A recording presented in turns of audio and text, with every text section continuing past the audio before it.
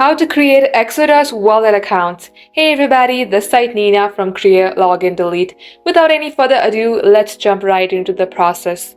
Open up your Play Store from your device and type in Exodus wallet account.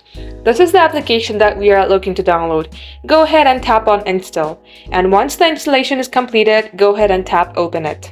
Now to sign up for your account, if you already have a wallet, tap on I have a wallet. But if you don't have an account, you can tap on create wallet. Now let's tap on I have a wallet for this video. You can restore your Exodus wallet in 3 ways. You can either sync with Exodus on another device, or enter your backup vault, or use your 12-word recovery phrase. Tap on secret phrases. Now enter the phrase that you were given when you were about to sign out of your Exodus wallet in your previous device. And once you do so, you can go ahead and tap on next. And follow the on-screen prompt, then it will land you to your account.